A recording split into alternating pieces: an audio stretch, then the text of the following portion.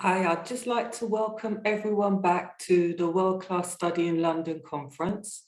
We will be starting very shortly with our admissions panel and presentation, which will include all of the represented universities. And this session will be hosted by LSE, Sarah, who will be joining us shortly. So again, we'll just give it a minute or so for more people to log back online, but otherwise, thank you for rejoining us. And we welcome, again, if you have questions specifically about the admissions process, then please add those to the chat box, and we will, as with the other webinars, deal with those towards the end of the presentation. So thank you very much. I'll hand over to Sarah. That's great. Thanks very much. So yes, welcome to the admissions panel session. This session really is designed to give you an opportunity to ask any questions that you might have about applying to competitive institutions like the 5 of those represented here today, how we assess applicants and so on. My name's Sarah, I am here from LSE, and I'm joined today by admissions representatives from each of the 5 participating institutions who I will ask to introduce themselves shortly. If you are here, would you mind putting your cameras on whilst the session is taking place?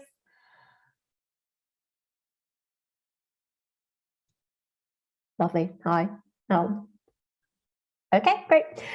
So to begin with, we're going to have a short introduction to some of the main sort of headline trends that we've seen in the latest UCAS application cycle. I'm going to talk to you a little bit about applying to our institutions, and as I say, what we're sort of doing with it within our assessment process, what we're looking for in competitive applicants. And my colleague Alex from LSE will be delivering that short overview. Whilst that is taking place, please do feel free to type your questions into the Zoom Q&A window. You don't need to wait until the end. And then we'll be back for your questions soon. So Alex, do you want to take over? Thanks, Sarah. Thanks very much. Just to say, as Sarah said, if you do have any questions, you can either hold on to those to the end of the session or indeed put them in the chat, and we will get to those at the end of the presentation. Presentation is going to take about 15-20 minutes, and there will be a good deal of time to answer your questions at the end. So please do put those in the chat. Okay, so I'm going to give you a brief overview of what's happening in terms of UK admissions, and then talk a little bit, as Sarah said, about some of the things that we're looking for in terms of applications for competitive universities, for competitive programs. So let's start with the application trends. So we can see from the UCAS data this year that applications are very slightly down compared to last year. And if you look at the way that things are broken up, you can see that the main reason for that is the 19% decrease in EU applications, whereas UK applications are about the same as last year, and in fact non-EU applications are up compared to last year. So it's that fall in EU applications that's really caused that slight decrease. But in terms of overall numbers, then things are still very, very healthy in terms of applications to UK institutions. If you look at what it means in terms of subjects, the medicine and medicine-related subjects, business, management programs, and social sciences, they're the most popular subjects, the most popular subject areas. But if you look at the increases, you can see that areas such as computing, communications, humanities, and indeed medicine again are all up. There is a slight decline for social sciences and education and teaching subjects, but nothing to be concerned about. These numbers are still fairly healthy. Could we go to the next slide, please? Thank you. Okay, so in terms of applications for UK students, it's very clear that there's been an increase in the number of UK 18-year-olds applying to universities in the UK, 5% increase compared to last year. And as some of you may know, this is down to a demographic change in the UK population. Over the next decade, there will be more and more 18-year-olds in the UK and more applications, to the point that we would expect by the end of this decade, by the time we get to 2030, that we will see record record numbers of UK students applying to institutions.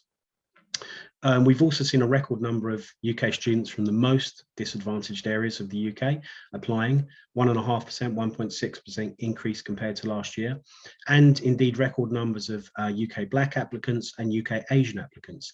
So you can see that those numbers, the graph on the very right-hand side, have been increasing for those ethnic groups over the last decade.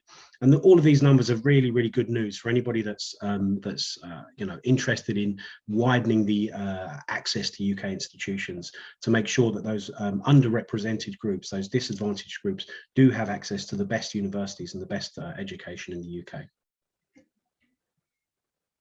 Okay, and can we move on to the next slide? Okay, and now we're going to look at the overseas applications, so non-UK applications. And the first thing to notice is the graph on the right-hand side will show you where the applications come from. So these are the top 10 markets, top 10 countries that send applications to the UK. And the very first thing that you'll notice is clearly that China is very much the biggest market. So 25% of all overseas applications, a 12% increase compared to last year. That's, a huge number of applications to the UK, almost 30,000. And then we can see other significant markets, India, Hong Kong, the US, Ireland, and we go down the list, all sending large numbers of applications to the UK. If we look at what's happened in terms of the changes over time, certainly over the last year, we can see that there are some markets that are growing, Nigeria, UAE, and Canada, very much, huge increases over the last decade. But numbers from Spain and France are falling. Again, this is down to the fall in EU applications, part of that post-Brexit effect, and indeed the US, where students are perhaps looking to stay at home and reintegrate into their own home institutions rather than consider studying abroad. Could we get the next slide, please? Okay, so that's giving you a kind of insight into what's happening in terms of the numbers, the stats. But when you look at each of the individual institutions that are represented here today, just to give you an idea of the competition that students will face when applying to all of our institutions. And you can see that the headline levels are, somewhere between 8, 9, 10, 15 applications to places ratio, which is extremely competitive. But within that, there is a lot more detail. So some of the most competitive programs go up to even, say, 39, 40 applications per places. And indeed, some of the lesser or least competitive programs are lower, much lower than that. I mean, I can speak obviously for LSE with a lot more knowledge than the other institutions, and I can say that within our departments there is a wide variety of competitiveness. So for some of the most competitive programs, it is extremely difficult to get an offer, purely because the number of excellent candidates that apply. So this is something to be aware of when applying, when advising your students, that to take this into account, that it may not be the best option for them to make all of their choices to extremely competitive institutions and extremely competitive programs. It's sometimes better to consider that level of competitiveness and give yourself a range of options rather than immediately going for the absolute most competitive programs. Okay, next slide, please. Okay, so we've established that we are all competitive institutions. So what does that mean? What are we actually looking for when we get an application? So academic merit and potential, that might seem obvious, but I think the potential is worth underlying there. We're not looking always for the finished article. We are looking for students that are on an upward curve in terms of their academics. We're looking for students that can show us that potential. And we try and find that through the application process by looking at the application form and sometimes through other means like tests, admissions tests or interviews. We're also looking for enthusiasm, engagement, critical engagement with the subject. We want to know that the student wants to study that. We want to know that they've got a passion for it, that they're really committed to that subject choice. And indeed, that all comes in under the suitability. Do they meet the entry requirements? Do they have the correct grades? Is the subject combination appropriate? There's a lot of things that we look for to make these assessments. How are these assessments made? Well, different institutions have different setups. Some are centralized. LSE undergraduate, we are completely centralized. Some are devolved, decentralized admissions. So there may be a central kind of administrative hub. The decisions are made in the academic departments by admissions tutors, departmental tutors, or indeed as LSE, so all of the decisions are made in-house by our professional admissions assessors. So it very much can work in very different ways. Each institution has a great deal of autonomy in the way that they will run their admissions system, but the key principles of fairness and transparency will come through for all of us. However we actually process those applications and make our decisions, fairness and transparency are at the forefront of everything that we try to do. So how would an applicant demonstrate their suitability, their merit, potential, enthusiasm, engagement? So the first thing that all of us would look at is their predicted grades, or indeed achieved grades for students that already have their exams. We will all publish the entry requirements, which will be minimum entry requirements that we would expect students to be able to achieve. So these would range between 3 Bs and A star, A at A level, or somewhere in the region of 35 to 40 points in the IB diploma. We're also looking for a proven academic record. So where there are GCSEs or maybe IB middle years program, or indeed any other kind of pre-A-level, pre-IB application qualification, we would look for that to be a good range of subjects and good grades. As I mentioned earlier, some of us will have additional tests for certain programs, for example, the LNAT for law programs, or there may be portfolios where there's an art or a design or music program that somebody's applying for. We also look at very carefully at the UCAS reference and the personal statements, where we're looking for the students to give us a reason to offer to them, so to show us their enthusiasm for the program, to show us their critical engagement with the program and the subject area. And sometimes where some subjects are held accountable, we do interview, and this is mainly for things like medicine or other highly competitive programs. Next slide, please.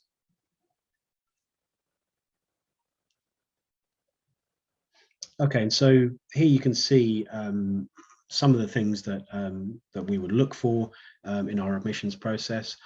When we're looking at predicted grades, we don't just accept, A levels, IB, the common qualifications here in the UK. We accept a range of qualifications, not just those used in, to express. Normally we express them in terms of A levels or IB, but we do have a range of equivalencies from all over the world. So in most cases, we will be able to judge a qualification and put it at the same level. So the offer that we make will be at the same level as say the A-level offer, but it will just be expressed in a different way. We also do look at subject combinations, as I mentioned earlier. Some combinations have too much overlap in terms of the subject area.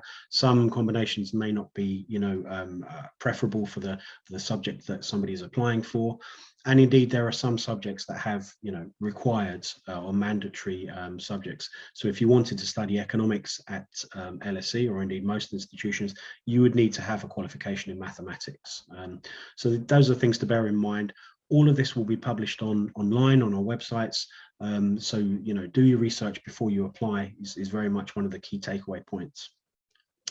Retakes.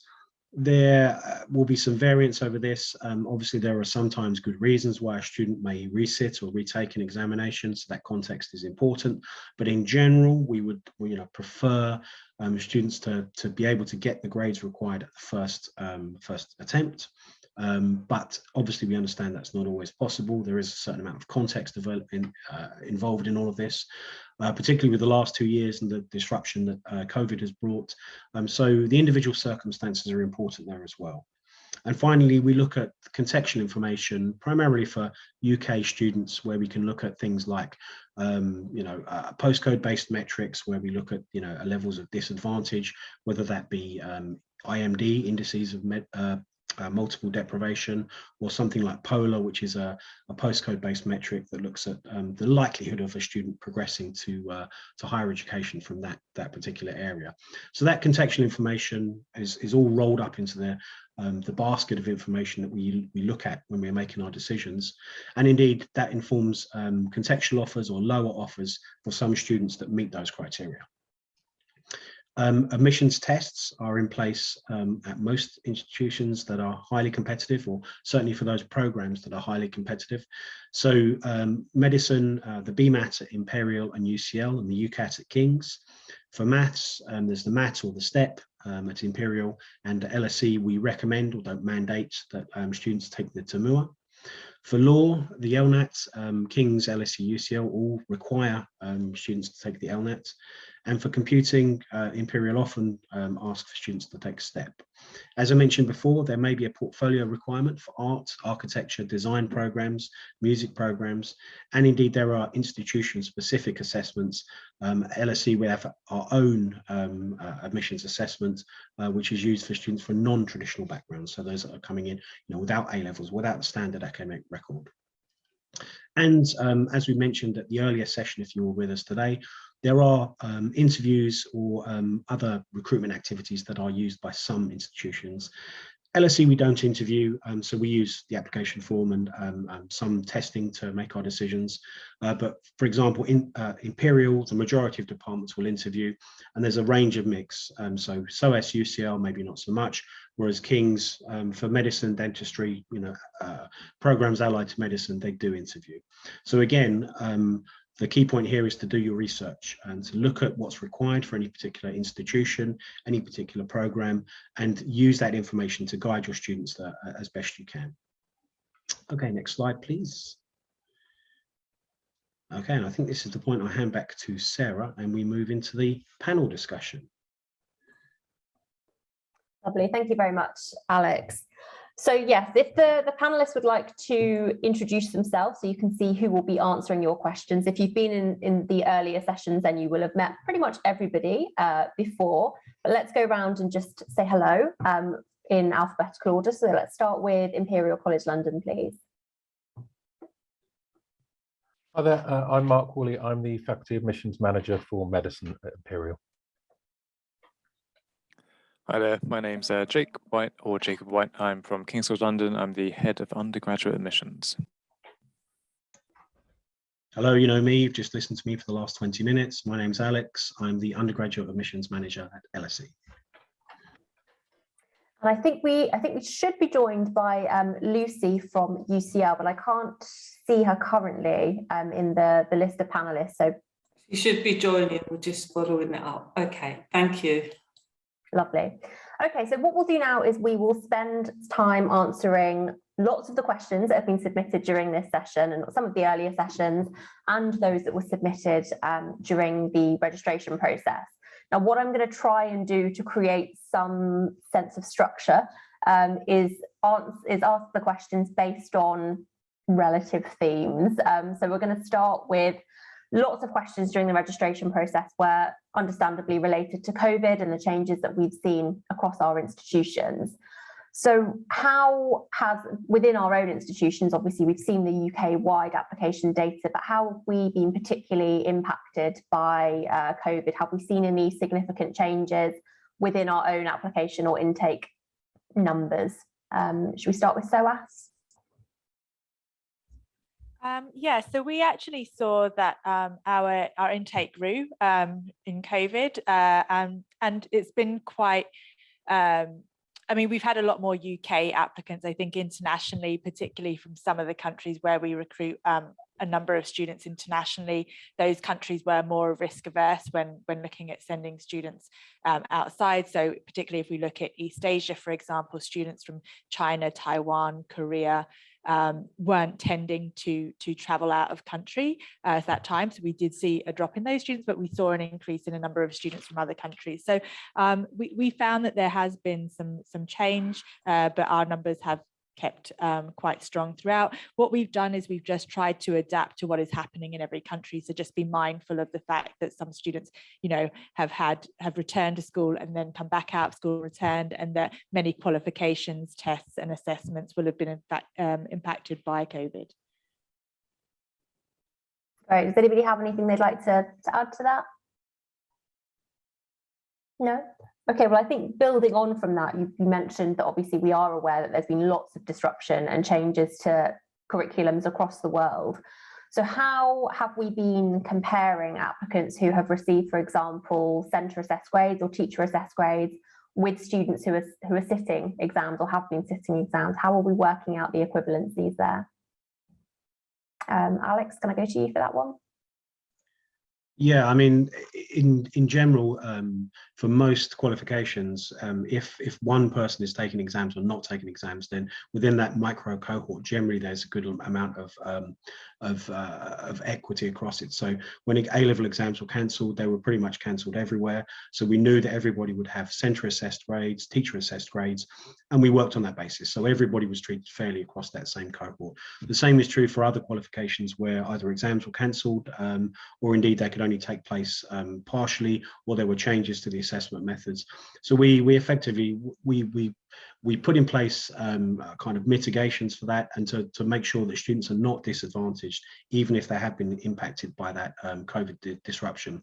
And I think it's fair to say that pretty much everybody around the world has been impacted by that disruption. So it's been, in one sense, relatively easy for us to do that because we've made the same mitigations for everybody.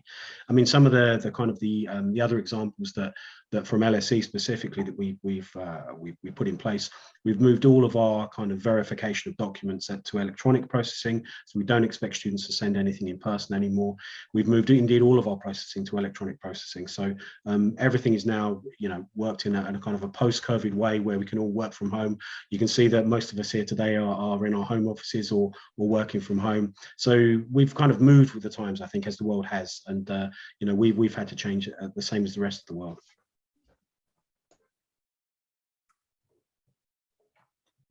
Yeah, I mean, I would echo much of that, much of what Alex just said. I mean, in some ways, it's COVID has actually sort of forced a lot of streamlining of processes. So, you know, like you said, accepting electronic documents and that sort of thing. So that has been, you know, a beneficial side effect in terms of CAGs and TAGs. I mean, we like, I think most institutions, we just had to take them at face value. So we would, you know, we would take the grades that were awarded, and that did have the knock-on effect that we made some allowances, certainly for medicine, where we would defer an offer to give them a chance to take those exams in either in the autumn series or the following summer, so they got a chance to actually, you know, prove their performance during the exams. So they got a second bite of the cherry, if you like. And I would add to that that one of the important things for students to do was to contact us and let us know. Obviously, as universities, we try and keep abreast of all the different qualifications around the world and what's happening. But where students could contact us and did contact us to let us know what was happening in their individual institutions, that really led us to be able to make better decisions in terms of what we were expecting from them. So as I say, even though we keep abreast, we work with the British Council in different countries, we work with different exam boards and bodies. It's always great to hear from the students if we can in advance of when we were expecting to get their grades. And then my final point, I think we've listed the macro, but down to the micro, I think we all have fairly robust mitigating circumstances processes. So when individuals contact us, we can look at them in kind of isolation, what their particular circumstances may be. So it could be that the US qualifications weren't available. That affects lots of people, but there's something very bespoke to that individual due to COVID and the pandemic.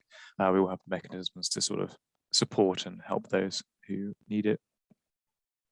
And so moving forward for students who are going to be hopefully sitting their exams in 2023, is there any kind of information that you would like to see included in things like UCAS references in regard to COVID disruption, or are you kind of taking it as a given unless there were any very specific circumstances?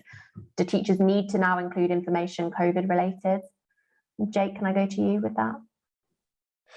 I think we're taking it as a given almost that everyone will be taking their exams in the real sense. If anybody has experienced any particular challenges personal to them, again, it'll be looking at the mitigating circumstances processes that we have, or look at the policies and things that are published on each of our institutions' websites and see what you can do there.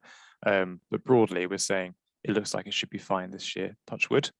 So we're hoping it'll be equitable for everybody that way. Great, and sort of linked into that is one of the questions is in a slight relation to things like grade inflation, where we are seeing increasing numbers of applications. Are there any plans to increase entry requirements as a result of that? A nod or a shake is probably sufficient. No, lots of shakes. So entry requirements, I mean, most of us, I think, have probably published our 2023 programme pages or prospectuses at this stage. So the entry requirements that are, for those of you supporting students looking at 2023 entry, are already visible and accessible on our web pages. Okay, I think we will, sorry, Kim, please go on. Yeah, I was just going to say, obviously, in terms of this year, we know that a lot of counsellors are finding that students who have excellent grades are not receiving offers at various different universities due to the competitive nature of this year. But hopefully that should settle down somewhat for the next intake that we have. Obviously, there's always going to be selective universities. There's always going to be a lot of competitions, but I think it's very much a case this year that due to numbers coming in, deferrals and things like that, that we do have a slightly larger pool of students to look at this year. So it is just making it that little bit more competitive. Great, thank you. So hopefully that's COVID. Let's leave COVID there. Hopefully in lots of different senses, let's leave COVID there. Moving on now to our general kind of, there's been quite a lot of questions from EU applicants about home and overseas changes to fee status and things like that. I posted a link in the Q&A box already to the UKISA website, and that's probably the most detailed place for you to go for information as to how students will be classified. But one of the questions was, where do we get our registration targets from in terms of overseas student figures? Is that determined by the UK government? Is that different between different courses, or is it up to individual institutions to make that assessment? Mark, can I go to you, particularly for things like medicine? Well, I mean, medicine, it is decided by the government, so we're restricted to 7.5% of our intake per year, which does make it extremely competitive, especially now that an awful lot of EU citizens are now going to be considered overseas. So we're getting 20+ applications per space. No, actually, no, much more than that. So yeah, I mean, yeah. So, but that's the only sort of direct restriction we have on our courses. Okay, would anybody else like to add anything to that? Is it pretty similar across the board? Just to say that there are no restrictions in terms of governmental number caps anymore, but there are restrictions in terms of, logistics and how many students we have room to teach, how many students we have accommodation for. So each of us in our different institutions will be guided by those kind of, limits to recruitment. And so whether the government has, a number cap or not, there is going to be a limit to the number of places that we have available every year. Yeah, and I think a question that was asked in one of the earlier sessions as well was about country-specific quotas. And just to clarify on that, none of our institutions have got region or country-specific quotas, aside from potentially different home and overseas targets. It's pretty equal across the board. Okay, and then so how do we determine international equivalency? So we've all spent a lot of time talking about how diverse our student populations are. When we're assessing students who have studied the Canadian education system versus a student that's taken A levels, how do we work out what the grade equivalencies are there? Kim, do you want to start with that? Yeah, I mean, there's a number of different ways we can work out grade equivalencies. Obviously, there are resources such as NARIC, which basically cross-reference different qualifications and look at standards across the board. Then we obviously have a lot of links with different schools, different awarding bodies, different exam providers as well that we work on. And I would say that every university does look at its entry requirements, I would say, on a yearly basis to some extent, and sometimes and over a longer period as well, just to make sure that, again, all of the qualifications we're looking at offering would be somewhat comparable to each other. What I would say is that we are also understanding that in some countries, students will be taking more than one qualification. So again, where students can provide us with that information, it's really, really important. Sometimes that's linked to funding, sometimes that's just linked to the school that they're going to. And one thing I would say in UCAS, sometimes I have found before that students put in a certain amount of information, but only the information they feel is relevant to the particular universities they're applying to, which I totally get and I totally think is a good idea. However, it doesn't show us the bigger picture. So it might be worthwhile that student actually including everything that they're doing, because that way we get to see workload and we get to see how much they're trying to balance. And it can give us a better idea if that student doesn't hit those markers, why that may have happened. And so on that sort of mixed curriculum theme, if a student is taking maybe more than one curriculum, if they're doing A levels and APs, for example, can they substitute grade requirements in and out, I suppose, if they're not doing, let's say, A level maths, but they are doing AP, calculus BC? Would institutions be willing to look at that mixed curriculum profile? And is there any information that you would expect the UCAS referee to provide in that case? Alex, can I come to you with that? Yeah, so there's always room for a case-by-case basis. So where students are studying more than one qualification, or maybe a mix and match of different qualifications, we would absolutely look at that. In terms of what the referee might want to add, just the normal kind of stuff where they're telling us about the student and maybe why the student has chosen to do that. Maybe they don't offer the curriculum choices that the student wants. Maybe they've had to self-study some portion of the curriculum. So there are lots of individual different reasons why that might be the case, and it's helpful for us when we're making our decision if we have a bit of background, a bit of context to understand why the students made that choice. Anything to add? Anybody? I would just add on, and this particular to US students or possibly students taking US curriculums around the world, one thing that universities in the UK don't tend to do as much of as, say, maybe US institutions is SuperScore. So what we're not looking to do is have a student take the same test multiple times and then cherry prick which components of that test they then submit to us, because particularly for SOAS, that goes against our kind of review of students all having equal access, because some students will be able to afford to take a test 5 times, other students would only be able to afford to take a test once. Great, thanks, Ken. That's a good point. And let's stick with things like standardized tests for a while. Obviously, we are aware of lots of changes within the US curriculum. We had a few concerned counsellors and a few concerned students in how we will continue to assess applicants without things like SAT subject tests. So whether, maybe we can address this more broadly, do we look at standardized admissions tests, things like SATs or ACTs?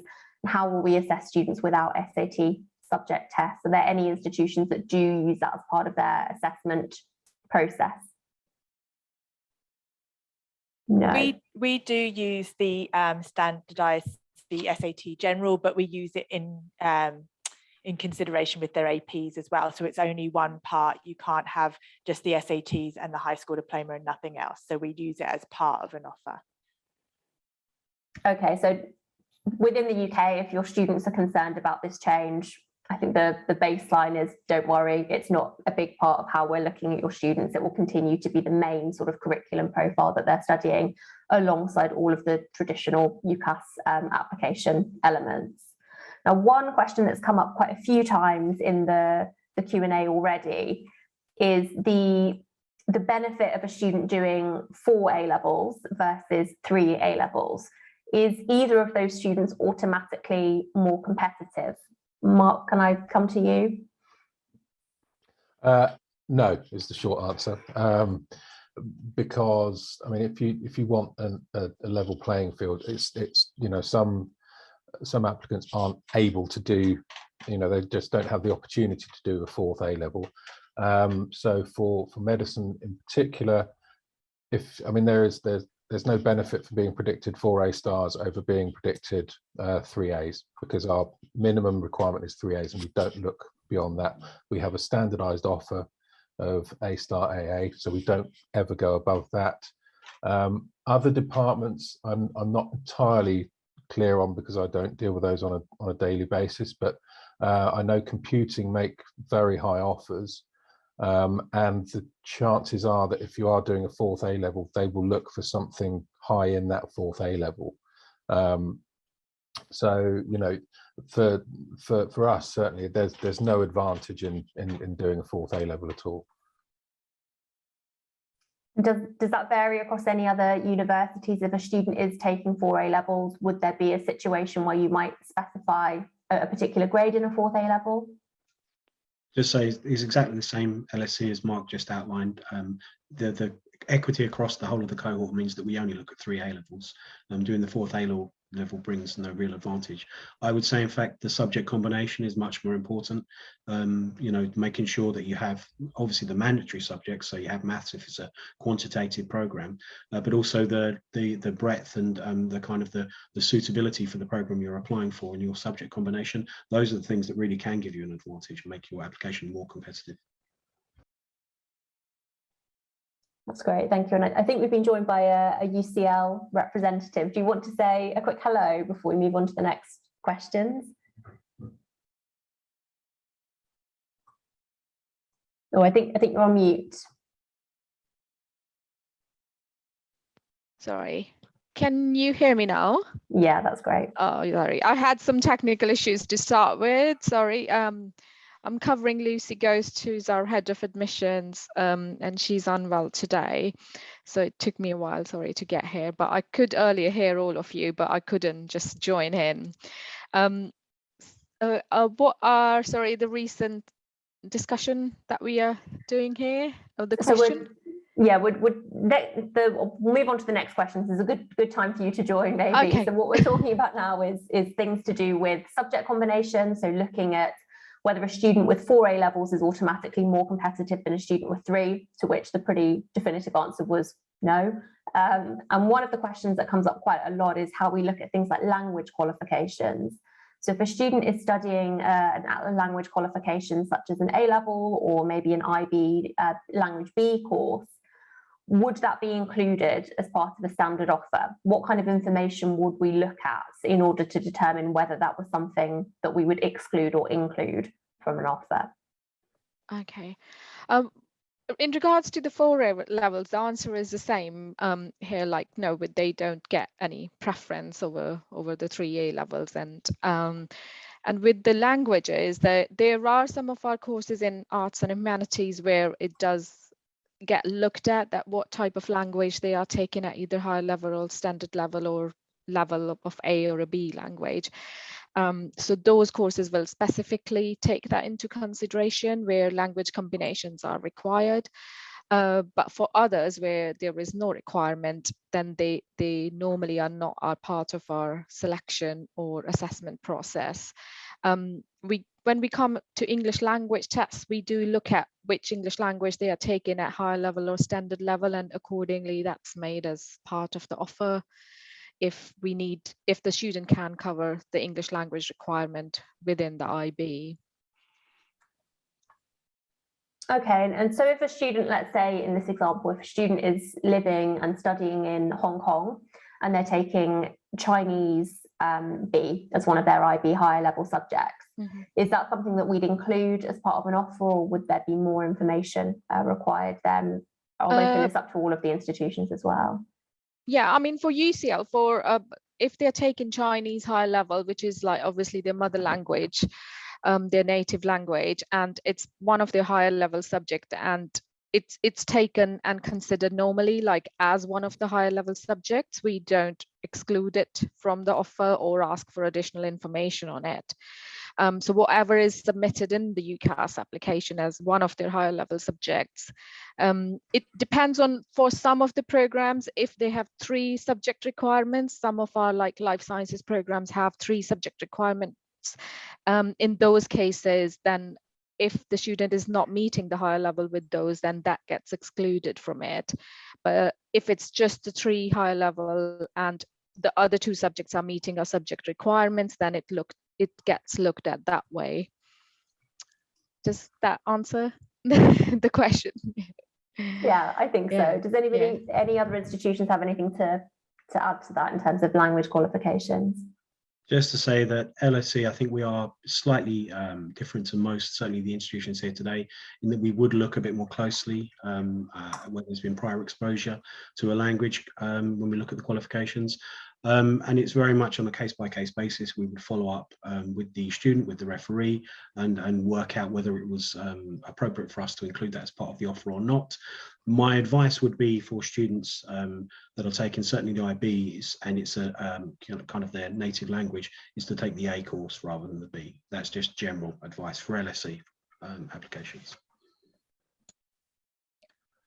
And I would sorry, add, I would add to that some of our language programs. There are considerations that are made if a student's coming into a language program from their mother language. So we do look at that as well. I was going to add, again, King's has "there's no detriment" if it's native language, and you get a qualification in that. I know that some individuals take it early as well, so they might take it their GCSE years and things like that. So it means their offer will be adapted. So if we traditionally need 3 A levels, and you already have an A level, be it in Chinese, for example, you'd only get an offer for 2 further A levels. You wouldn't have to get a further 3. We'll just use it as a combination sort of thing. Yeah.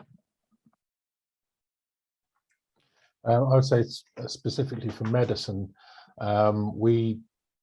firstly, we don't accept A levels that have been taken early. We would want our 3 A level requirement to be met in the same sitting. Second, we do look at applicants who are taking a language and it's their mother tongue. We would look for something else to supplement that as part of the offer. Generally, though, when somebody is doing a native language, we find that they're doing it as a 4th A level anyway, and we would just make our offer on the other 3 subjects. Great, thank you. I think that's clear. I think that addresses that question. One other thing that's come up in the Q&A box is when we're talking about particularly the IB, so where students are doing higher level and standard level subjects, do we make offers based just on the higher level subjects? Do we look at the standard level subjects? How much of a role do they play in the assessment process? Jake, do you want to answer that one? Yeah, broadly, we would only look at the higher levels where we have a GCSE requirement. So level 2, we might look at your standard levels and see if they would kind of take that part. But more guidance is available just on our website and things about what specific things meet those sort of entry requirements as well. Great, thank you. And now when we're looking at a student's existing academic profile, so when it comes to things like GCSEs, IGCSEs, the middle year programme or equivalent, firstly, how important are they in the assessment process? And then the other question that comes up quite a lot is if a student hasn't done IGCSEs or GCSEs specifically, would they be disadvantaged as a result of that? Alex, do you want to start there? Sure. So the first part of that, how important are GCSEs, IGCSEs, middle year programme, indeed insert information here? The answer is for LSE, they are very important. Especially on our more competitive programs, it's one of the things that we would look at as a discriminator. So, to try and select the absolute, most academically able students and the ones that have the best, the best track record, it very much does come into our consideration. So we are looking for a good range of subjects and we are looking for good grades. And obviously this depends on the competitiveness of the program. The more competitive the program, the more important it is to have, you know, everything in line. In terms of students that apply without those qualifications, that's absolutely fine. They're not going to be disadvantaged. We are not comparing like with like. We'll still make our decision based on all of the other information that's available. So they will be doing a current qualification. They will have the academic reference. They have the personal statement. So we have enough information there to still make our decision. They would absolutely not be disadvantaged. And indeed, if you look for non-UK applicants, then a lot of them do not have that GCSE track record. So there's a large chunk of students that apply certainly to LSE, and I'm sure to all my colleagues where we don't have that, and we still manage to make decisions on those as well. Thank you, Alex. And I think sometimes students can be concerned if they haven't got a direct equivalent, that then they're just not sure what to put on that UCAS application. Is there something specific that you'd be looking for? Or can the UCAS referee just provide an outline of their UCAS, of their education history in that situation? If the referee provides that background, that makes it so much easier for us. I mean, we can still make the decision, regardless, but it helps if we have that context and we understand, the individual circumstances of that student. So yeah, the referee, that's absolutely the best place for it. Thank you, Mark. Did you want to add? Yeah, sorry, I was just going to add for Imperial, it very much does depend and vary from course to course. How much GCSEs are looked at. Again, for medicine, we don't look at them at all. It doesn't form any part of our decision making, but some courses will look at that. So it's worth checking with the individual courses. I mean, none of them will have a sort of set minimum, but it's just whether or not they actually, how much they look at the GCSEs in terms of taking an application forward. So it's well worth checking with the individual application teams for specifics. Just wanted to add one more thing, which was to say that we do also look at the context in which GCSEs or equivalent qualifications are achieved. So not every school is the same, not every applicant has the same circumstances. So we take that very much into account. It's all part of that context. And, what we expect from one student might not be the same as from a different student that's gone to a different school. And do you want to add something on there? Yeah, I was just going to add that it kind of falls under this question, but maybe also applies to some of the previous questions that we've answered, is that as much if a student has like maybe a bit of a different background, maybe they've moved a number of schools, maybe they've moved a number of countries over their schooling, maybe their school has changed its curriculum. The more we can know about that, the better. So that can be included in a personal statement. It can be included in the reference. But one of the other things they might want to do, and particularly where a school maybe offers a lot of different curriculums, is that once they've made the application through UCAS, there's no harm in a student writing emails to the various different universities it's applied to with a profile of their school, which gives us a better understanding of what is or isn't on offer. Yeah, I think that's a really good point. So we're looking at the individual's grades and their achievement within the specific context in which they've been sat. A grade A star is not the same as an A star in every single circumstance. This is probably a good time to move on to talk a little bit more about contextual admission. So when we're looking at trying to understand the applicant's situations or grades within context, so particularly for UK or home applicants, what kind of information are we looking at? What kind of things come up on the UCAS application that we can use to gain that sense of context? Jake, can I come to you? Yep, sure. So broadly, for your average applicant, and it's mostly UK, we'll look at those postcode indicators that Alex referenced earlier. So POLAR, so how many people participate with higher education in your area, often comes up. The indices multiple deprivation also do as well. We and others pay for a separate database called Acorn, which is more of a demographics, looking at sort of your area, what sort of things they buy and their levels of privilege and things like that as well. We also we have particular schemes that we run and outreach, and we will then use those as factors to join in there as well. Yeah, again, full details on our website, and I'm sure it is on all of my peers as well. Other institutions as well have fun little tools where you can go in and have a look, put in your situation, where you're living, those sort of things, and they'll give you a sense of if you're eligible for this contextual offer or maybe extra consideration as well. We have a brand new one. Any feedback would be much obliged, but other institutions have much more mature, kind of long-standing ones, which are very good, very intuitive. So yeah. Does anyone have anything to add to that? Any other different measures that might be used? I mean, what I would say is we have a whole team, and I'm sure every other university in this room does, who look at widening participation from a much earlier stage as well. So, you know, we're looking at working with pre-16 students on how we can engage them throughout the years before they're applying to university. So I think just as much information as can be provided by students. So if you see that a university sends you out a form which asks for a bit more information, just to make sure that you fill that in and send it back to them. And I understand that students can sometimes feel, you know, like, if I'm filling in this information, is it going to adversely affect me rather than assist me? But what I would say from most university standpoints is it's not to adversely affect you at all. In fact, it's just to make sure that we can make the very best offers considering all of the context of your education.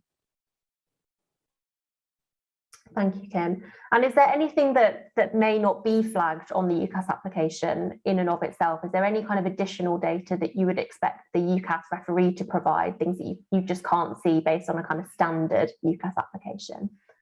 UCL, can I come to you for that? Yeah, sure. We do look at young carers and care leavers as part of our contextual access UCL scheme. Our scheme's kind of quite widened from this year onwards, and we do have a separate team looking at everything. And so along with all the three flags that Jake mentioned, we have additional of the care leavers. So if something's been mentioned in the personal statement or the referee has mentioned it, so our teams tend to pick it up, and then our widening participation team then looks into it further and gets more information from the student. And we also look at if any estranged applicants, if they have been estranged and it's been mentioned in somewhere in the reference or in the statement itself, so we tend to pick it up from the applications.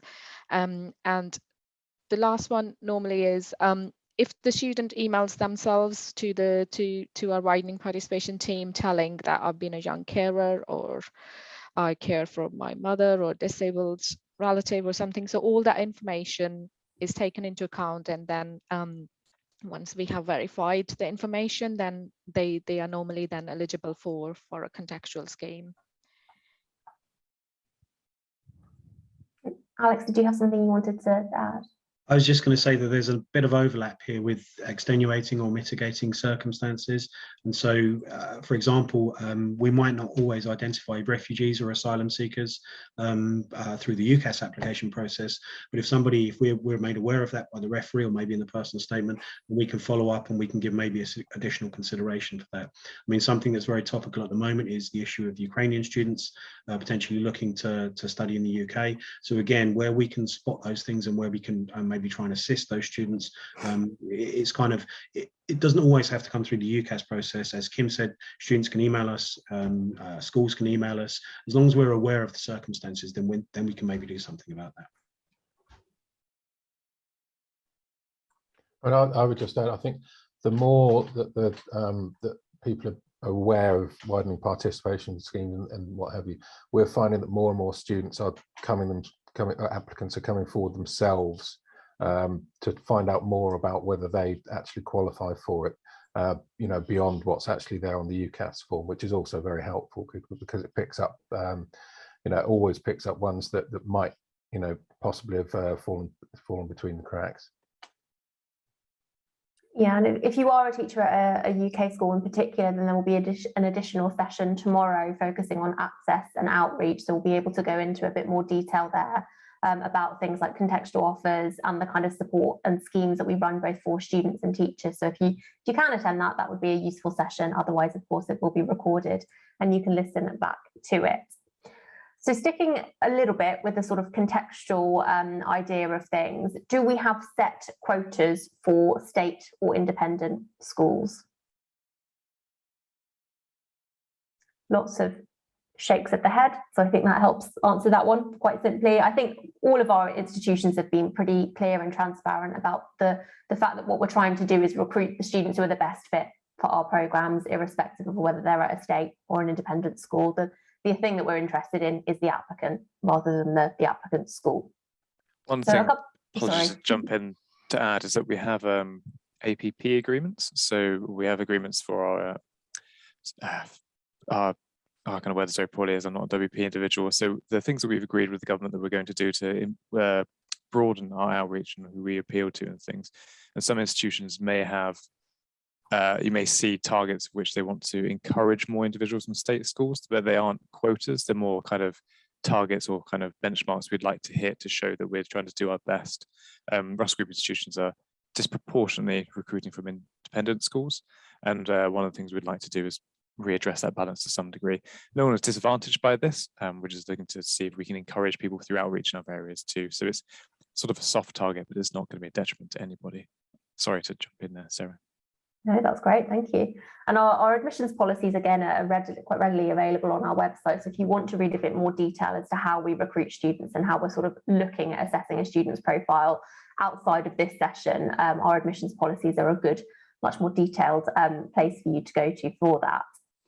Okay, so let's move on to more questions sort of surrounding the UCAS process. And there were quite a few questions early on in the sessions this morning, talking about changes that might be coming to the way that UCAS applications work, changes to the personal statement and so on. And obviously this is all sort of discussion at this point, so we're unlikely to be able to offer firm answers, but how involved are universities in these sort of discussions as to changing the way that personal statements look and are submitted? What kind of involvement do universities have in these early stages of the discussion process? I'll put that out to anybody who's brave enough to answer that one. So I would say that this is still at very early stages. So there have been no decisions made by UCAS as to what changes will be made, other than that the reference and personal statement could maybe do with an overhaul and maybe become a more structured piece of writing as opposed to the more freeform thing that it is now. Essentially, it's just a block of text that you can complete however you like. So I think the direction of travel will be to have it in a more structured format. However, what that format actually ends up at, we just don't know at the moment. In terms of our universities involved, the answer is yes. We are consulting, or UCAS are consulting with us. And I think it's fair to say that the more competitive institutions in the UK, like the ones represented today, will be more invested in that process because, speaking for LSE, we use the personal statement, we value it, we find it a very useful part of the application. So we would want to see that it's retained and that it's perhaps improved going forward. So the answer is yes, changes coming. No, we don't know what it's going to be, but we are engaged and involved in the process. And I think that will be the same for every institution.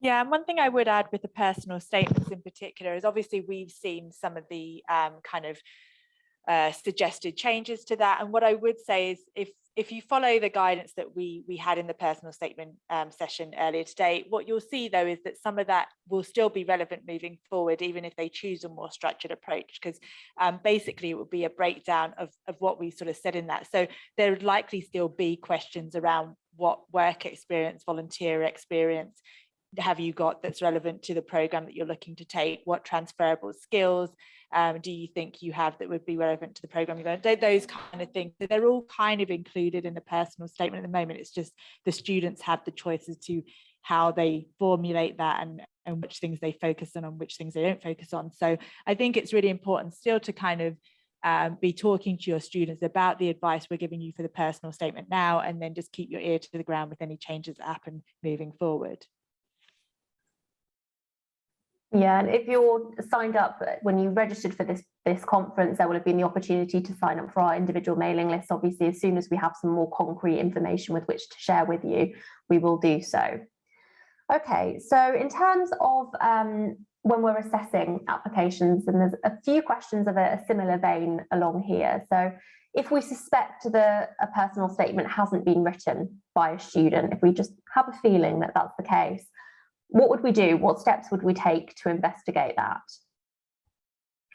Mark, can I come to you? Are there any sort of giveaways, anything that would make you suspect that?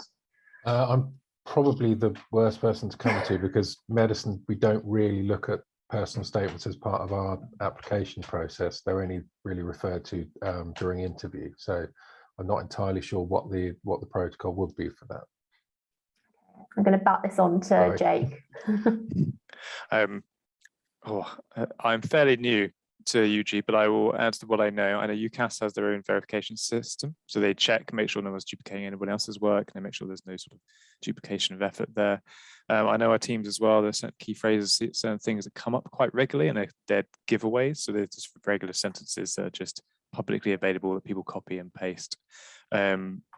Other things will be, if you can see in other documents where there's examples of written style or work as well, if it differs greatly to what's the evidence in the personal statement, that might be a key flag as well. An example might be if all the messages and the transactions with the individual are the English is shaky, let's say, it's good enough to go in the course, but it's still not perfect, yet the personal statement is beautifully written, so if it's by a native speaker who's been studying the language for 15 years or so, that might be a bit of a red flag. There's an understanding that personal statement will have more quality, I guess, because you have more time and effort to be able to refine it. But those are some of the things we might have as well. For real borderline cases, we might also use Turnitin or other sort of plagiarism software as well. But again, that's very rare and far between here at King's. What I would say is that, again, with all international students in particular within mind, is just for the counsellors to be talking to them about what we consider plagiarism and what may be considered plagiarism by a student themselves. I mean, it really does vary, and I've had lots of instances of it in the past where a student doesn't even realise what they're doing is plagiarism. And also I've also had it, and it's not so much from international schools, actually probably happens more at the PG level than it does at the UG level, but I've often had a number of references at the PG level come in where I have 5 students all coming from the same institution for the same program, and their reference looks exactly the same. And then when I've contacted the institution, they've said to me, well, that's how we do references. We have a template, and as long as a student hits all of the things in that template, it's the same email that goes out. So I think there is some recognition from a university standpoint that in different countries things are done in different ways, but where you can explain to your students that it's really worth them taking the time to consider their personal statement, to consider what they're using as examples, what they're using as quotes, where they're citing work. That's really, really important. Thank you, Kim. And I know sometimes an issue for schools can be where students are working with external agents and they may not necessarily be going to the school to obtain the reference. They might be going to an external agent or a tutor or something like that. How would we deal with that situation? Would we go to the school directly to request an additional reference?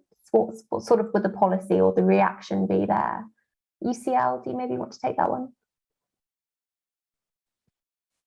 Yes. So in the reference cases, we often find when UCAS reference is submitted, it's coming from a school, but the email addresses are like personal email addresses, like Gmail, Hotmail addresses. So in those cases, our standard criteria is that we do go back to write to the school, and we ask them to send us a reference either from their official school email addresses, or they can attach as a PDF file direct on the portal. On a school-headed paper signed and stamped by the school, they can write the same reference that they've submitted in the UCAS application, or they can write an additional stuff on that as well. And then at the same time, we do ensure that we ask for predicted grades again, just to confirm that what was submitted in this UCAS application is actually from the school. So yes, we do not prefer the personal email addresses to be going on into UCAS application for references, and that does increase our turnaround time in terms, because we are then waiting for the official references to come through.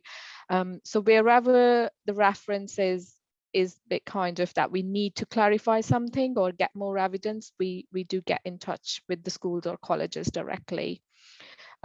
We do see applications especially towards the deadline, where reference is not submitted at all, applicants applying totally without the reference. When students call us, we do advise them that this would delay the assessment, and this does put their application at a disadvantage because they have not submitted a reference in the application. But we do then provide them a window to get that email to us as quickly as possible from the schools directly. Anything to add? Anybody? No.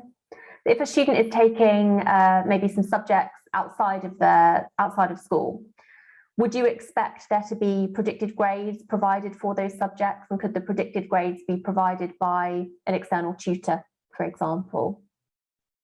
What would be your stance on that, Alex? I mean, yes is the answer.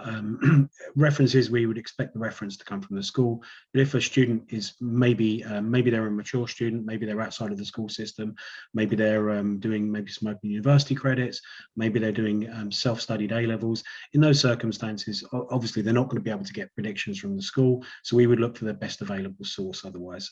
So with that would be someone that's academically involved with them in terms of their study. And we'd be happy to accept that. Lovely, great, quite straightforward answer there.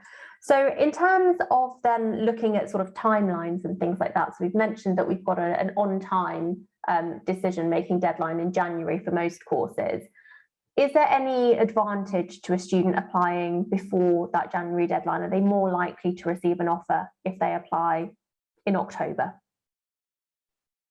Lots of head shakes there, so I think we can summarise no is the answer to that question. So the on-time deadline is referred to as the on-time deadline because it means that every student applying by that January deadline is given equal consideration.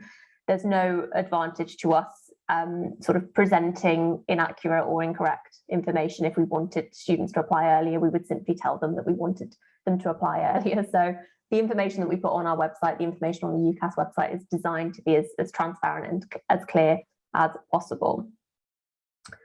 So another question was, if a student is taking their tests early, so if a student is taking maybe 2 subjects in A2, having already completed an A-level subject in year 12, would they be advantaged, disadvantaged in any way in that situation? No? For us, it would depend on the course. So for, like I said earlier, medicine don't accept A-levels that are taken early because they want the 3 A-levels to be taken in the same sitting. So that would be a disadvantage for a medical applicant, but for other courses, no. Okay, great. Just jump in. We also used to do. Oh, I think my camera's disappeared. That's fine, as long as you can still hear me. We used to do that for medicine, dentistry, and law. We suspended it during the pandemic, so we may return it for next year, but we're in discussions about it. So just watch this space, I guess, and check our website if you need to check that. Okay, maybe great. one thing I would add, kind of connected to that, but if say it's again a US student and they're taking APs and they choose to take their APs as early as grade 10, which some students do, obviously it's just for them to think about the fact that if they are in a grade 10 student and they're taking APs, they may only achieve say a 3, which in terms of US universities would possibly mean that they still get credit for those. But obviously when you're looking at highly selective universities in the UK, we're looking at 4s and 5s. So it's really important that those students think, you know, yes, I'd love to take a couple of APs early, but will I at that point be ready to or able to receive the kind of marks that UK universities are looking for? Great, thank you. Another question is it possible or is there any advantage to applying to more than one degree programme at one institution? And I imagine the answer to this is going to vary a little bit across institutions. Kim, do you want to start? Yeah, we actually had this question in an earlier session as well. And basically, most of us seem to be at the same point, which is that there's not really an advantage to it. I have seen a number of applications where I have a student applying to 5 different courses, my institution, thinking it will make them more likely to get an offer. because they've showed a really strong desire to be at SOAS. But they usually sit in exactly the same department. So if we aren't making them an offer at one, we're unlikely to make them the offer at any of the others. And also from our point of view, it's not a good use of their applications. I'd rather they think about, if we are their aspirational choice, of course, make an application to us, but then within their 5 choices, look at a more realistic choice and on target, and then maybe a backup option to that. So that's what I would say to doing that, unless there's a real reason why, and I can't really think of any reason why you would do it. If a student is maybe split between 2 subjects, then why not do a joint honours degree? Because most of us will offer a joint honours degree. Yeah, I think that's great advice. Very good. Okay, so one issue that I know that we all kind of face, and that students and teachers and schools and parents face, is the processing time. So the point with which the student has submitted their application and they're still waiting to receive a response from institutions in March, in April, in some cases. Could we maybe just address what our decision process looks like? So just explain why it can take from October up to potentially May for a student to receive a decision. We're all competitive institutions. We all have kind of similar questions and similar concerns from students. So maybe we could just illustrate what we're doing between October and April, for example. Alex? I can give a very good example of why it takes so long. So for BSc Economics at LSE, we receive around 4,500 to 5,000 applications, of which we will make maybe 300 offers for a couple of hundred places. Now, every single one of those applications needs to be read by the academic selector, and they need to be taken into consideration with all of the other 4,500 applications. So it's not just a straightforward case of saying, I've read the application, you've met the minimum requirements, you get an offer. It doesn't work that way at competitive institutions, competitive programs. You in a sense, you need to read everything before all of the offers can be made, because that 4,501st application that you read may be someone that gets an offer. So it's that gathered field approach, a holistic approach, and frankly, it's time sensitive, time intensive process. So with the best will in the world, we would love to be able to make all of our offers within a week, 2 weeks of receiving them, but it just logistically isn't possible in terms of the sheer volume and the sheer competitiveness. And I think you will find that the more competitive the program, the more competitive the institution, the more care goes into the decision making and the more time it takes to make that decision. Ultimately, what we want, has been said a few times today, I think, is to make sure that the best students, the most suitable students, get the offers. And if it takes us, the time to do that, then that's a price worth paying, in my opinion. Anything to add? Sorry. Oh, so at King's we have almost 2 models, so a partial gather field and a full gather field. So partial, where we'll sort of operate in small batches as we go along.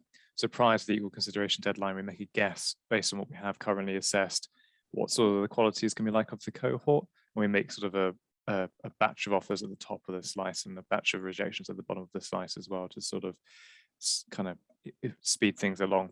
I will say, and I will admit, this sometimes doesn't always work out, and sometimes we have to offer to more people than we expected, and that's where this equal consideration deadline comes in, sort of thing that no matter when you apply, as long as if you meet the threshold that we're offering to, you will get that offer, sort of thing. So even if it's detriment to us and we fill with too many people, we still will do that as well.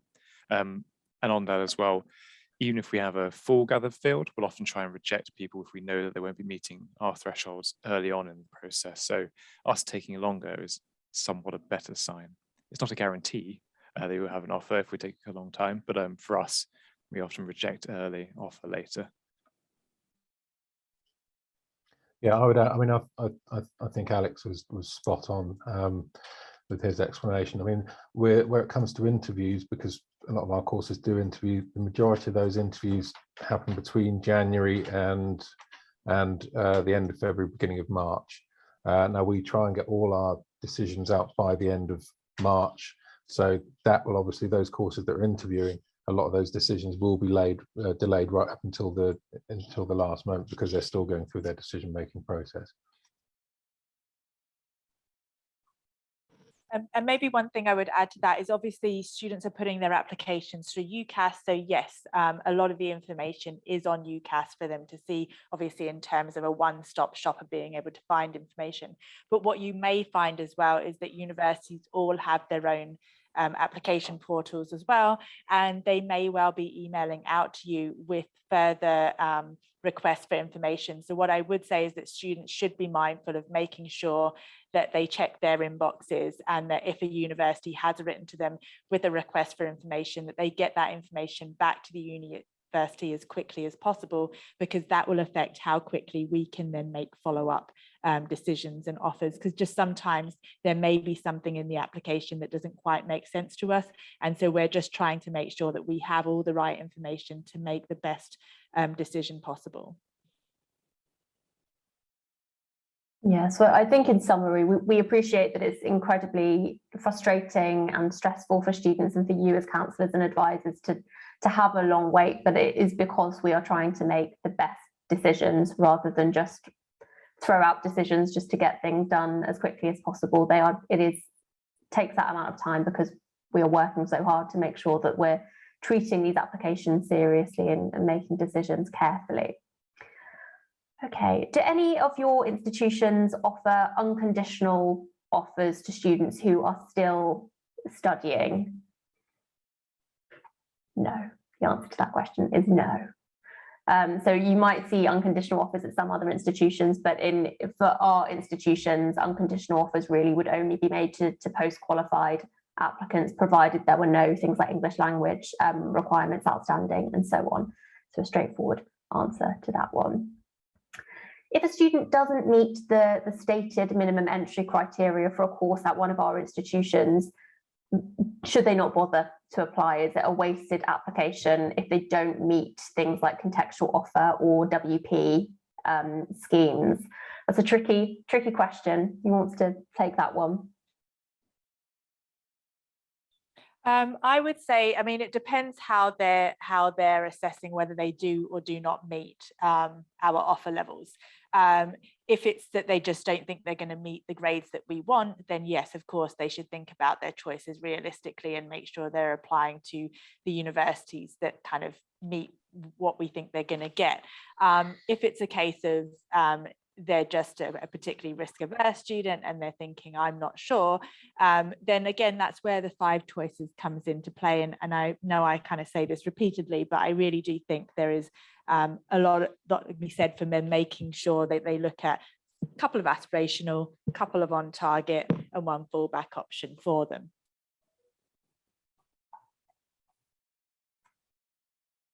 Yeah, so I think the information and the guidance that we've provided, hopefully throughout this session, is helping you to advise your students in terms of what a realistic application does actually look like. And I think that being realistic is an important aspect of their selection and application process. So there have been a couple of questions about what information a student is required, I suppose is the word, to include on their UCAS application. So if they've taken, let's say, IGCSEs and they're not happy with their IGCSE performance, is it mandatory for them to report the IGCSE scores? What would we do if we've got an application that didn't have the IGCSE scores attached? Would we go back to the applicant, or would it be a sort of outright rejection on that basis? Anybody? For us, it's quite rare, and often you have to pick it up as well, the fact that they've omitted something. We'd often then open a dialogue, and there'd either be a panel or some sort of interview with them to understand why and what it was. If it is a slip of the mind, they just forgot they had an extra IGCSE and didn't add it, that would normally be fine, and we would just kind of gloss over it. If they've purposely removed certain things, so when we have resit policies and things like that, if they've removed the fact that they've resat a qualification and things like that, and there's sort of a degree of conceit or maliciousness to it, then it's a very different thing. We'd often withdraw that individual. So it's all about degree, and often a dialogue we open up with the individual. So I think the advice, and there are a couple of questions referring to different qualifications but asking pretty much the same thing. I think our advice is basically, if you've taken a qualification, make sure it's included on the UCAS application, whether you're happy or not with the performance. So just advise your students to kind of follow that guidance as much as you can.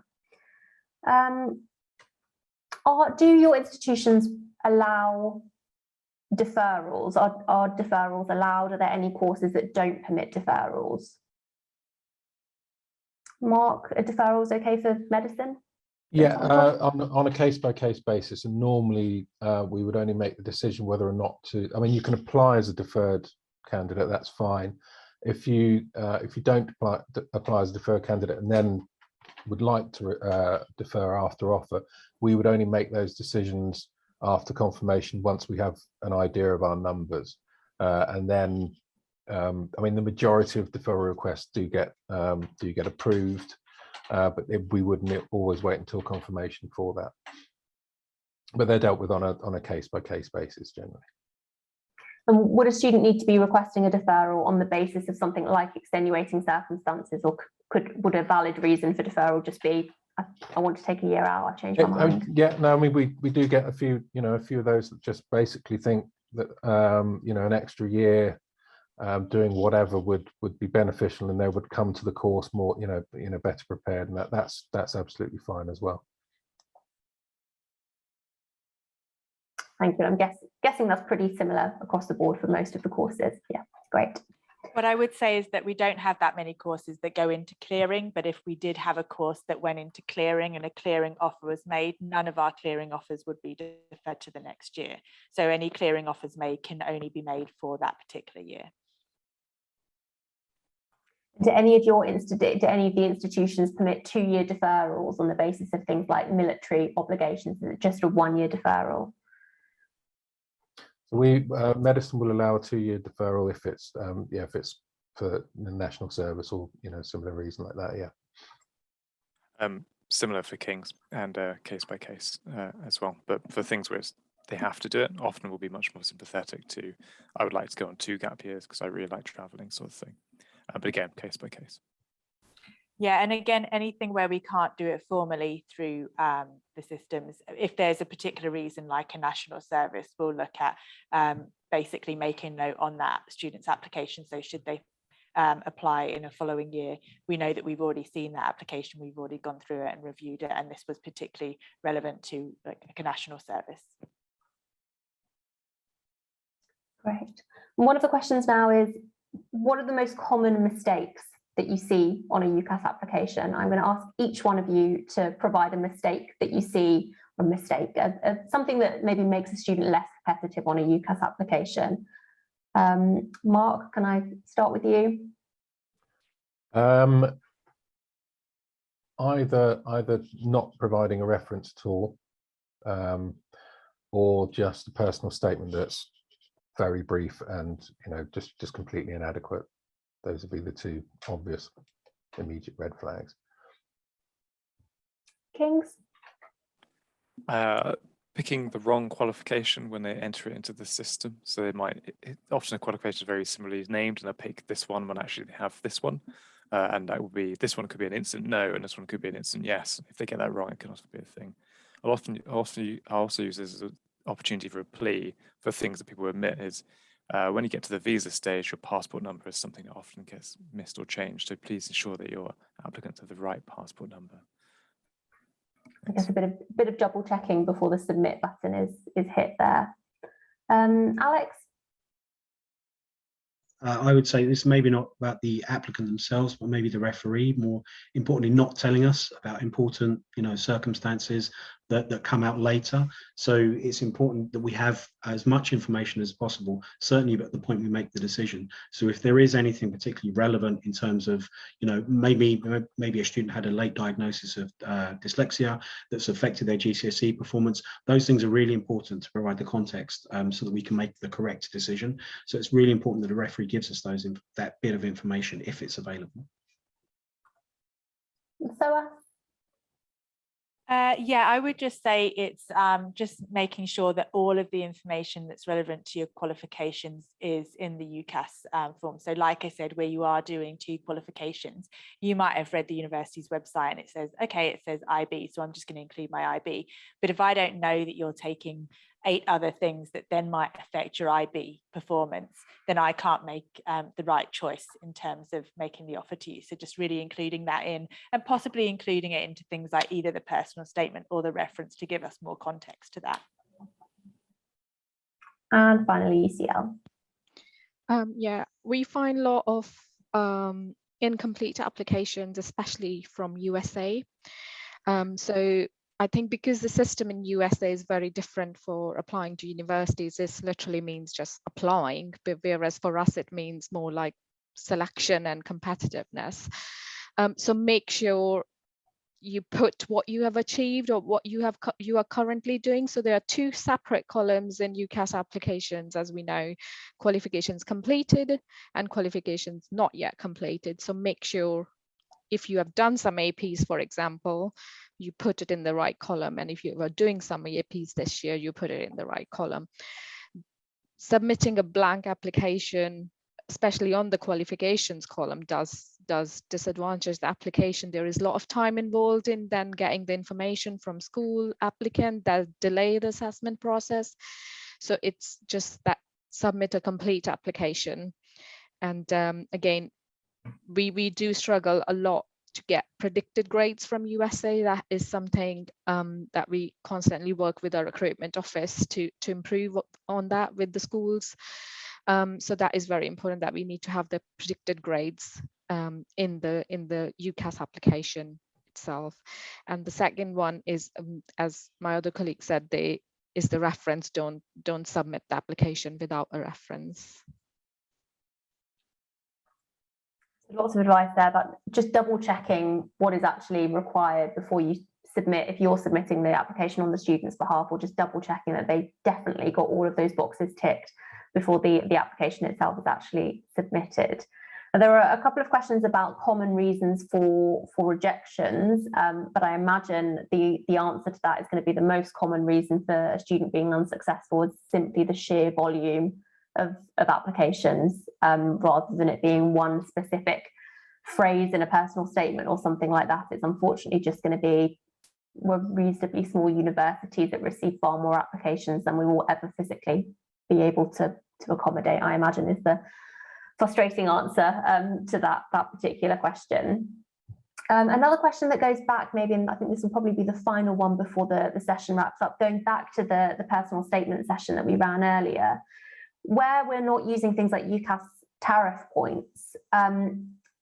Is there any value in a student providing us with information as to extracurricular activities that aren't necessarily relevant to their chosen subject? Or would a personal statement that was, let's say, 100% focused on academic content, would that be suitable? Would they be disadvantaged for not having any reference to extracurricular activities, let's say? Kim, can I come to you with that? Yeah, I mean, I would say that, they wouldn't be disadvantaged necessarily from not including any extracurricular activities. However, there is probably something that student has done that is an extracurricular activity or a supercurricular activity that is linked to the subject they want to take. So it's really about them just having a real deep think about it. I mean, any kind of sport that they've played will teach them teamwork, will teach them communication skills, will possibly teach them leadership. So it's really about those students really thinking about that and how they can draw it down and then make it relevant to their subject area. So, I mean, I think you'd really be hard pushed to find a student who hadn't done anything extracurricular that could somehow be linked to their subject area. It's just that they're not sure how to do that. So I think that's really important. That's why we always say with the personal statement, read it, review it, get other people to read it, get your family to read it, your friends to read it, your teachers to read it, your counselors to read it, because someone will say, oh, you haven't included this, and this is a really strong skill set that you have.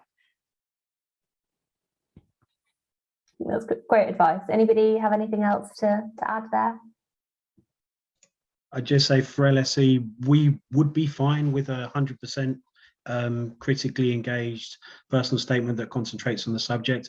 But also we're fine if you can find some relevant extracurricular, supercurricular activity, then that's great as well. It just reinforces the reason that you're a competitive applicant. The one thing I would caution against is, and I think Kim kind of said this in not so many words, don't just throw a couple of sentences in at the end just for the sake of it. Make sure that they actually relate to the subject, that they show either transferable skills or critical engagement, because you only have 4,000 characters, so you want to really use every single one of those to make your personal statement the best it can be.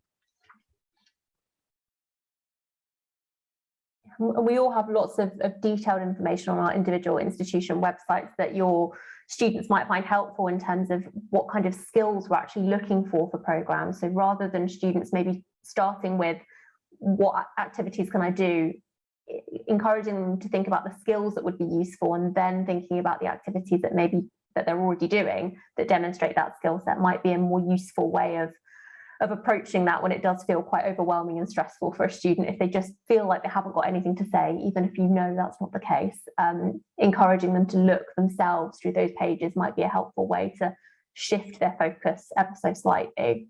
So I'm conscious that we're coming to the end of today's session.